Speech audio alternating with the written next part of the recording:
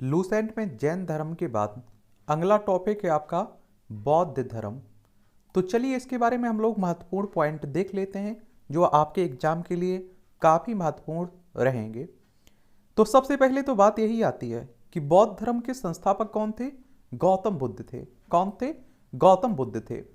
और इन्हें आप लोग एशिया का ज्योतिपुंज भी कहा जाता है। लाइट ऑफ एशिया किसे कहा जाता है? गौतम बुद्ध को कहा जाता है। ये आप लोग याद रखिएगा। गौतम बुद्ध का जन्म 563 ईसा पूर्व में कपिल वस्तु के लुम्बिनी नामक स्थान पर हुआ था। और इनके पिता का नाम शुद्धोधन शाक गढ़ के मुखिया थे। और इनकी माता का नाम माया देवी और इन मृत्यु इनके जन्म के 7वें दिन हो गई थी। इनकी माता की मौत इनके जन्म के 7वें दिन हो गई थी। और इनका जो लालन पालन रहा है वो सौतेली माँ प्रजापति गौतमी ने किया है। और इनके बचपन का नाम सिद्धार्थ था। क्या था? सिद्धार्थ था। और गौतम बुद्ध का आप देखते हैं कि विवाह 16 साल की उम्र में अवस्था में यशोधरा के साथ हो जाता है। इनके पुत्र का नाम राहुल था। और बुद्ध के जीवन से संबंधित बौद्ध धर्म के प्रतीक, ये आप देखिए घटना हो गई, ये प्रतीक हो गया। जन्म कमल एवं साढ़ इनके प्रतीक हैं। ग्रह त्याग घोड़ा इससे प्रतीक है। ज्ञान पीपल बौद्धि वृक्ष। प्रथम उपदेश चक्र निर्वाण पद चिन्ह मृत्यु स्तूप। ठीक है, ये प्रतीक चिन्ह आप लोग याद रखिएगा, इनकी घटनाओं से संबंधित है। सिद्धार्थ जब कपिल वस्तु की सैर पर निकले तो उन्होंने निम्न 4 दृश्य देखे, 4 घटनाएं देखी। एक तो इसमें बूढ़ा व्यक्ति, और आप देखते हैं कि इसके पीछे भी कहानी है कि ये राजा महाराजा के घर में पैदा हुए थे। तो आप देखते हैं कि धर्मगुरु होते हैं ना, जो ज्योतिषी होते हैं, उनसे इनके पिता ने पूछा कि हमारा बेटा क्या करेगा। तो किसी ने बोल दिया कि या तो बहुत बड़ा राजा महाराजा बनेगा या आप देखिए साधु बन जाएगा, संत बन जाएगा। तो घर से निकलने नहीं दिया जाता था, इन्हें महल में ही हर सुविधा उपलब्ध करवाई जाती थी। लेकिन आप देखेंगे ये जब घर से निकले तो आप देखेंगे कि इन्हें बूढ़ा व्यक्ति मिला, एक बीमार व्यक्ति मिला और एक सब मिला, यानी कि मरा हुआ व्यक्ति, एक तरह से एक सन्यासी मिला। और कहते हैं कि अपने सारथी से पूछते रहे कि ये कौन है, ये कैसे होता है, ये कैसे होता है। और फिर उन्हें लगा कि सन्यासी जीवन बढ़िया है, जब सब कुछ ऐसा होने ही है, बूढ़ा होना है, बीमार होना है, मरना ही है। सांसारिक समस्याओं से व्यथित होकर सिद्धार्थ ने 29 साल की अवस्था में गृह त्याग दिया, और जिसे बौद्ध धर्म में महाविनिष्क्रमण कहा जाता है। अब आप में से ही बहुत सारे लोग मुझसे पूछते रहते हैं कि सर वो उन्होंने 29 साल की उम्र में घर त्यागा, अब बीवी बच्चे हो ही गए थे, जिंदगी जी ही ली थी, तो चलो उन्हें लगा कि आप घर त्याग देते हैं। यानी कि सब सुख भोग कर आप देखेंगे कि उन्होंने घर त्यागा। उन्हें भी समझ में आ गया था कि शादी मादी घर बसाने में कोई फायदा नहीं है। गृह त्याग करने के बाद सिद्धार्थ बुद्ध ने वैशाली के अलार कलाम से सांख्य दर्शन की शिक्षा ली। और अलार कलाम सिद्धार्थ के प्रथम गुरु थे। सिद्धार्थ यानी कि गौतम बुद्ध के कौन पहले गुरु थे? अलार कलाम, और जिन्होंने उन्हें सुनने का ज्ञान प्राप्त किया। और अलार कलाम के बाद सिद्धार्थ ने राजगीर के रुद्र करामपुत से शिक्षा ली, और जिससे उन्होंने योग का ज्ञान प्राप्त किया। और उरुवेला में सिद्धार्थ को कौंडिल, वप्पा, भादिया, महानमा और एक अस्साकी नामक 5 साधक मिले। और आप देखते हैं कि बिना अन्न जल ग्रहण किए 6 वर्ष की कठिन तपस्या के बाद 35 वर्ष की आयु में बैसाख पूर्णिमा के दिन रात, आप देखेंगे कि बैसाख पूर्णिमा की रात में निरंजना फल्गु नदी के किनारे पीपल वृक्ष के नीचे सिद्धार्थ को ज्ञान प्राप्त हो जाता है। यानी कि ये जो उद्देश्य थे वो उद्देश्य मिल जाता है।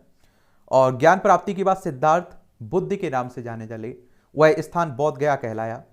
और बुद्ध ने अपना प्रथम उपदेश सारनाथ ऋषि पतनम में दिया, और जिसे बौद्ध ग्रंथों में धर्म चक्र प्रवर्तन कहा जाता है। बुद्ध ने अपने उपदेश जनसाधारण की भाषा पाली में दिए। एक तरह से आप देखिए लोग आसानी से समझ सकते थे। अब आज के समय में आप लोग देख लीजिए, कहीं ऐसे क्षेत्र में चले जाइए जहां हिंदी ना आती हो लोगों को, वहां हिंदी बोलने लग जाइए, इंग्लिश ना आती हो इंग्लिश बोलने लग जाइए, तो क्या मतलब रहेगा? किसी को समझ में ही नहीं आएगा। तो इसलिए आप देखेंगे स्थानीय भाषा चुनी गई, और बुद्ध ने ऐसा ही किया। बुद्ध ने अपने उपदेश कौशल, वैशाली, कौशाम्बी व अन्य राज्यों में दिए। सर्वाधिक उपदेश कौशल देश की राजधानी श्रावस्ती में दिए। इनके प्रमुख अनुयायी शासक थे बिम्बिसार, प्रसेनजीत व उदयन थे। और आप देखें बुद्ध की मृत्यु के 80 वर्ष की अवस्था में 483 ईसा पूर्व में कुशीनारा देवरिया उत्तर प्रदेश में चुंद द्वारा अर्पित भोजन करने के बाद हो गई, और जिसे बौद्ध धर्म में महापरिनिर्वाण कहा जाता है। इनकी डेथ की मृत्यु की बात हो रही है, ठीक है।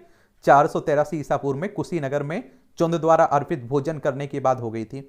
और मल्लों ने अत्यंत सम्मान पूर्वक बुद्ध का अंत्येष्टि संस्कार किया, यानी कि अंतिम संस्कार किया। और अद्भुत भारत लेखक A.L. वासम के अनुसार 49 दिनों की तपस्या के बाद बुद्ध को ज्ञान की प्राप्ति हुई थी। ये भी आप लोग याद रखिएगा। अब अलग अलग आंकड़े अलग अलग बातें कहते हैं ना, अलग अलग लेखक अलग अलग बातें कहते हैं उस समय। ये आप देखेंगे एक अनुश्रुति के अनुसार मृत्यु के बाद बुद्ध के शरीर के अवशेषों को 8 भागों में बांटा गया, उन पर 8 स्तूपों का निर्माण कराया गया। और बुद्ध के जन्म और मृत्यु की तिथि को चीनी परंपरा के कैंटोम अभिलेख के आधार पर निश्चित किया गया है। और बौद्ध धर्म के बारे में हमें विशद ज्ञान त्रिपिटक, विनय पिटक, सूत्र पिटक और अभिधम्म पिटक से प्राप्त होता है। ये 3 पिटक आप लोग याद रखिएगा। तीनों पिटकों की भाषा पाली है और थेरवाद मत की पाली त्रिपिटक सबसे पुराना है। सूत्र पिटक में बुद्ध के धार्मिक सिद्धांतों को संवाद के रूप में संकलित किया गया है। और विनय पिटक के संघ के भिक्षु और भिक्षुणियों के लिए बनाए गए नियमों का संग्रह किया गया है।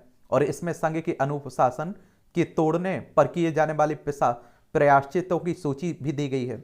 अभिधम्म पिटक में सूत्र पिटक में वैदिक सिद्धांतों के सुव्यवस्थित अनुशीलन के लिए आवश्यक सूचियों के सारांश तथा प्रश्नोत्तरी का समावेश किया गया है इसमें। और पाली त्रिपिटकों को 1वीं शताब्दी ईसा पूर्व में श्रीलंका के शासक दत्तगामिनी की देखरेख में पहली बार लिपिबद्ध किया गया था इसे। और सूत्र पिटक के 5 निकाय हैं, इसमें आप देखिए दीर्घ, मध्यम, संयुक्त, अगुंतर, खुद्रक। और बुद्ध के पूर्व जन्मों से जुड़ी जातक कथाएं खुद्रक निकाय की 15 पुस्तकों में से एक हैं। और खुद्रक निकाय में धम्मपद, नैतिक उपदेशों का पद्यात्मक संकलन, थैर गाथा, बौद्ध भिक्षुओं का गीत, थैरी गाथा, बौद्ध भिक्षुओं की गीत, भिक्षुड़ियों की गीत देखने को मिलेगा। बौद्ध धर्म मूलतः अनिश्वरवादी है और इसमें आप देखिए आत्मा की परिकल्पना भी नहीं है। बौद्ध धर्म में पुनर्जन्म की मान्यता है, बौद्ध धर्म में पुनर्जन्म की मान्यता है। और तृष्णा को क्षीण हो जाने की अवस्था को ही बौद्ध धर्म में क्या कहते हैं? निर्वाण कहते हैं, निर्वाण। और विश्व दुखों से भरा है का सिद्धांत बौद्ध ने उपनिषद से लिया है। और बौद्ध के अनुयायी 2 भागों में विभाजित थे। एक भिक्षुक, बौद्ध धर्म के प्रचार के लिए जिन्होंने संन्यास ग्रहण किया उन्हें आप लोग भिक्षुक कहा जाता है। उपासक, ग्रस्त जीवन व्यतीत करते हुए बौद्ध धर्म अपनाने वालों को उपासक कहा जाता है। बौद्ध संघ में सम्मिलित होने के लिए न्यूनतम आयु सीमा 15 साल रखी गई थी। बौद्ध संघ में प्रविष्ट होने के लिए को उपसंपदा कहा जाता था। क्या उपसंपदा? बौद्ध धर्म के त्रिरत्न देखें तो बौद्ध, बुद्ध, धम्म, संघ आप लोगों को इनके त्रिरत्न देखने को मिलेंगे। ये बौद्ध सभाएं आप लोग याद रखिएगा, इनसे क्वेश्चंस पूछ लेते हैं। जो प्रथम बौद्ध संगीति थी, सभाएं थी, कहां हुई थी? 483 ईसा पूर्व में राजगृह में हुई थी। और इसके अध्यक्ष थे महाकश्यप। और किसके शासनकाल में हुई थी? अजातशत्रु। दूसरी बौद्ध संगीति हुई थी 383 ईसा पूर्व में, वैशाली में हुई थी। सभाकामी इसके अध्यक्ष थे कालाशोक के समय। तीसरी बौद्ध संगीति हुई थी 250 ईसा पूर्व में, पाटलिपुत्र में हुई थी। मोगलीपुत्र तिस्स इसके अध्यक्ष थे, अशोक के समय में हुई थी। चतुर्थ बौद्ध संगीति हुई थी 98 ईसा पूर्व में, 98 ईस्वी में। और आप देखिए कुंडल वन में हुई थी। वसुमित्र अश्वघोष इसके अध्यक्ष थे, कनिष्क के समय में हुई थी। एक बार फिर आप लोग देख लीजिए, पहली बौद्ध सभा आप लोग कहिए कि 483 ईसा पूर्व में हुई थी, राजगृह में हुई थी। इसके अध्यक्ष थे महाकश्यप। और किसके शासनकाल में हुई थी? अजातशत्रु के। दूसरी आप देखें 383 ईसा पूर्व में हुई थी, वैशाली में हुई थी। सभाकामी इसके अध्यक्ष थे कालाशोक के समय। तीसरी आप देखिए 250 ईसा पूर्व में हुई थी, पाटलिपुत्र में हुई थी। मोगलीपुत्र तिस्स अध्यक्ष थे इसके, अशोक के समय में हुई थी। चौथी कब हुई थी? 98 ईस्वी में, एडी में, कुंडल वन में हुई थी। और वसुमित्र और अश्वघोष इसके अध्यक्ष थे, कनिष्क इसके शासनकाल में हुई थी। चतुर्थ बौद्ध संगीति के बाद बौद्ध धर्म 2 भागों में, एक हीनयान एक महायान में विभाजित हो गया था। और बौद्ध धर्म के महायान संप्रदाय का आदर्श था बोधिसत्व। और बोधिसत्व दूसरे के कल्याण की प्राथमिकता देते हुए अपने निर्माण में विलंब करते थे। और ये आप देखेंगे कि हीनयान का आदर्श था आहट पथ, को प्राप्त करना। जो व्यक्ति अपनी साधारण साधना से निर्वाण की प्राप्ति करते उन्हें अरहत कहा जाता था। और धार्मिक जुलूस का प्रारंभ सबसे पहले बौद्ध धर्म के द्वारा प्रारंभ किया गया था। बौद्धों का सबसे पवित्र त्योहार बैसाख पूर्णिमा है और जिसे बुद्ध पूर्णिमा के नाम से भी जानते हैं। इसका महत्व इसलिए है क्योंकि बुद्ध पूर्णिमा के ही दिन बुद्ध का जन्म हुआ था, ज्ञान की प्राप्ति भी इसी दिन हुई थी और महापरिनिर्वाण भी इन्हें इसी दिन प्राप्त हुआ था। ये भी आप लोग याद रखिएगा। और बौद्ध ने आप देखते हैं कि सांसारिक दुखों के संबंध में 4 आर्य सत्यों का उपदेश दिया। दुख है दुख समुदाय, दुख निरोध, दुख निरोधगामिनी प्रतिपदा। और इन सांसारिक दुखों से मुक्ति हेतु बुद्ध ने अष्टांगिक मार्ग की बात भी की है। सम्यक दृष्टि, सम्यक संकल्प, सम्यक वाणी, सम्यक कर्मांत, सम्यक आजीव और सम्यक व्यायाम, सम्यक स्मृति और आप देखिए सम्यक समाधि। और बुद्ध के अनुसार अष्टांगिक मार्गों के पालन करने के उपरांत मनुष्य की भव तृष्णा नष्ट हो जाती है और उसे निर्वाण प्राप्त हो जाता है। और निर्वाण बौद्ध धर्म का परम लक्ष्य है, जिसका अर्थ है दीपक का बुझ जाना, अर्थात जीवन मरण का चक्र से मुक्त हो जाना। और बुद्ध ने आप देखिए निर्वाण प्राप्ति को सरल बनाने के लिए निम्न 10 शैलों पर बल दिया। इसमें अहिंसा, सत्य, अस्तेय, चोरी ना करना, अपरिग्रह, किसी प्रकार की संपत्ति ना रखना, मद सेवन ना करना, असमय भोजन ना करना, सुखप्रद बिस्तर पर नहीं सोना, धन संचय ना करना, धन इकट्ठा ना करना, स्त्रियों से दूर रहना, नित्य गान आदि से दूर रहना, गृहस्थों के लिए केवल प्रथम 5 सील और भिक्षुओं के लिए 10 सील अपनाना मानना अनिवार्य था। और बुद्ध ने मध्यम मार्ग, मध्यमा प्रतिपद का भी उपदेश दिया है। और आप देखें कि अनिश्वरवादी के संबंध में बौद्ध धर्म और जैन धर्म में समानता है। और यानी कि ईश्वर को ना तो आप देखते हैं ईश्वर की बात बौद्ध धर्म करता है ना जैन धर्म। और जातक कथाएं प्रदर्शित करती हैं कि बौद्धि सत्य का अवतार मनुष्य के रूप में भी हो सकता है और पशुओं के रूप में भी हो सकता है। बौद्धि सत्य के रूप में आप देखेंगे कि पुनर्जन्मों की दीर्घ श्रृंखला के अंतर्गत बुद्ध ने शाक्य मुनि के रूप में अपना अंतिम जन्म प्राप्त किया। और किंतु इसके उपरांत मैत्रेय और अन्य आनाम बौद्ध अभी अवतरित होने शेष हैं। सर्वाधिक बुद्ध मूर्तियों का निर्माण गंधा शैली के अंतर्गत किया गया और लेकिन बुद्ध की प्रथम मूर्ति संभवतः मथुरा कला के अंतर्गत बनी थी। तिब्बत, भूटान, पड़ोसी देशों में बौद्ध धर्म का प्रचार पदम संभव गुरु ऋण 5 ने किया था। इसका संबंध आप देखिए बौद्ध धर्म के बौद्धज्ञान शाखा से था। इनकी 123 फीट ऊंची मूर्ति हिमाचल प्रदेश रेवाल सर झील में देखने को मिलेगा। भारत में उपासना की जाने वाली प्रथम मूर्ति संभवतः बुद्ध की ही थी। और आप देखते हैं कि भारत के महत्वपूर्ण बौद्ध मठ देख लीजिए। ये आप देखिए मठ हो गए, स्थान हो गए जिन राज्य में केंद्र शासित प्रदेश में है। टाबो मठ ये तबो गांव में देखने को मिलेगा, स्पीति घाटी हिमाचल प्रदेश में। नामग्याल मठ ये धर्मशाला हिमाचल प्रदेश में। हेमेश मठ ये लद्दाख में आप देखेंगे। अब आप देखते हैं कि लद्दाख अलग केंद्र शासित प्रदेश बन चुका है, ये आप लोग याद रखिएगा। लेकिन अगर आप देखेंगे कि जम्मू कश्मीर दिया गया, लद्दाख नहीं दिया गया, तो उसे भी आप लोग लगा सकते हैं कि बहुत सारे आंकड़े अभी भी अपडेट नहीं हुए।